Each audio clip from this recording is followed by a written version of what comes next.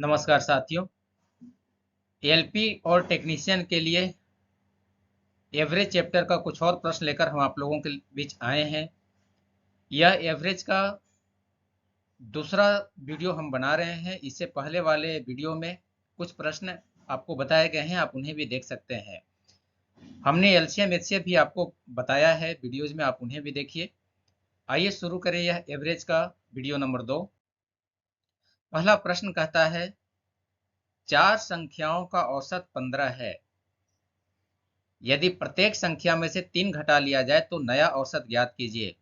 जैसा कि हमने आपको पहले वाले वीडियो में या क्लास में बताया था कि नया औसत हमेशा जो पुराना औसत है उसमें से जितना आप संख्या को घटा रहे हैं या बढ़ा रहे हैं, उस संख्या को नया औसत में से घटा लीजिए या बढ़ा दीजिए। यहाँ सब में से 3 घट रहा है तो हमारा नया औसत भी सबका औसत में से 3 घट जाएगा, मतलब 12 आ जाएगा। ऑप्शन नंबर 1 हमारा सही जवाब है। अगला प्रश्न देखें। प्रश्न कहता है 100 तक के सभी विषम संख्याओं का औसत क्या है। बहुत ही आसान सा प्रश्न है। ऐसे प्रश्नों में आपको ये पता करना है कि संख्याएं कितनी हैं, 100 तक में कितने विषम संख्याएं हैं। यस, विषम संख्याओं की संख्या क्या है ये आप निकाल लीजिए। विषम संख्याओं की संख्या भाई 100 तक में आधा विषम संख्या होगा और आधा सम संख्या होगा, मतलब 50 विषम संख्या है। तब इन संख्याओं का औसत हमेशा n के बराबर होता है। अगर हमसे पूछे n विषम संख्या का औसत, n विषम संख्या का औसत हमेशा n होता है। तो 50 विषम संख्या है, 50 विषम संख्या का औसत कितना हो जाएगा? 50। ऑप्शन नंबर हमारा 2 सही है। अगला प्रश्न देखें। प्रश्न बहुत ही अच्छा। 10 संख्याओं का औसत 36 है। बाद में पाया गया कि एक संख्या जो सही में 10 था लेकिन गलत से 40 लिख लिया गया, तो इन संख्याओं का औसत क्या होगा? आइए निकालते हैं हम लोग। भाई 10 संख्या है, उनका औसत दिया हमारे पास 36। योग कितना हो जाएगा इनका? 36 गुने 10 अगर करेंगे तो 360। अब एक संख्या जो 10 सही था लेकिन गलती से हमने 40 लिख लिया था, तब सही योग क्या होगा? सही योग निकाल लीजिए। भाई गलत योग है ना 360। क्यों गलत है? क्योंकि इसमें 10 लेना था लेकिन आपने ले लिया है 40। तब 360 में से 40 घटा लें और 10 जोड़ लें, हमारा सही योग निकल गया। कितना निकल जाएगा ये? 330। अब हमारा सही औसत हमसे पूछा जा रहा है, तब सही औसत 330 बटा 10 मतलब कि 33 आ जाएगा। ऑप्शन नंबर 2 सही जवाब है।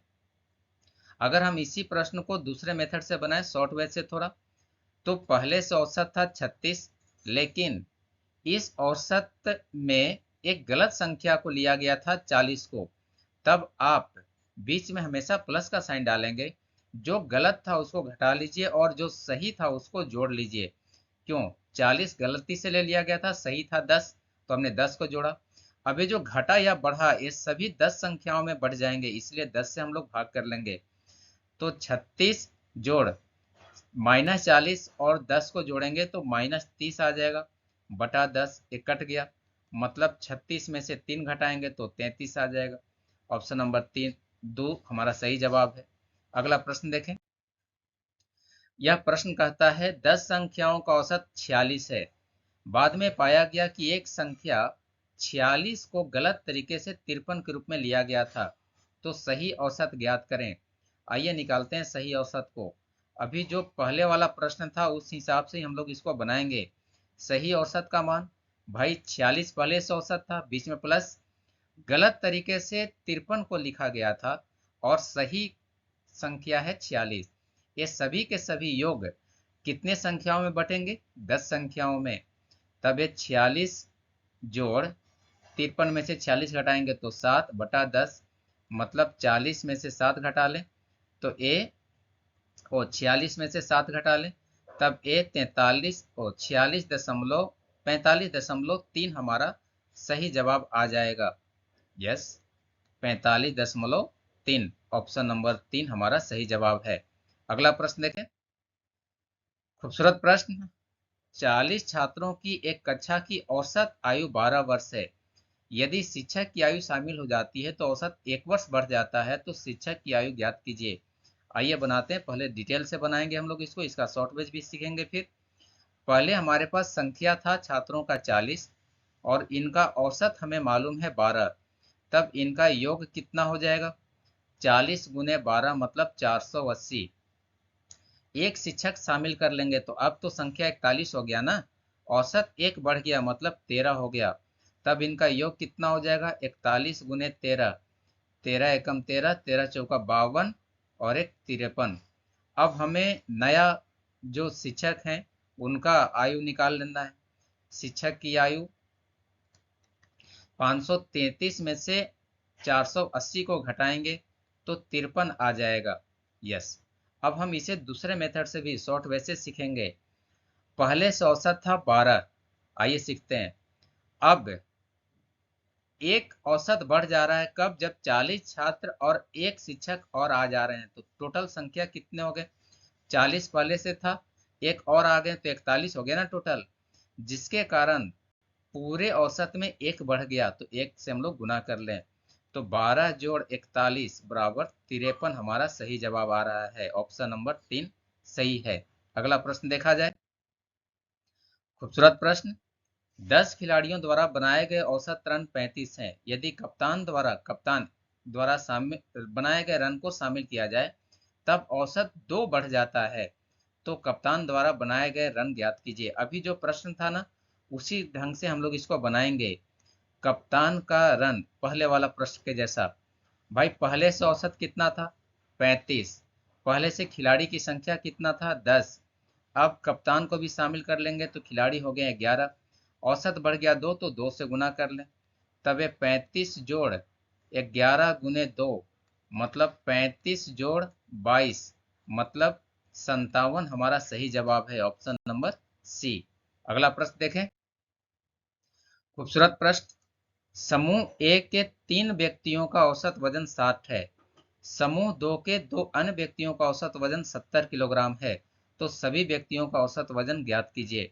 दो समूह है, समूह ए का 3 व्यक्ति हैं, 3 व्यक्ति का औसत वजन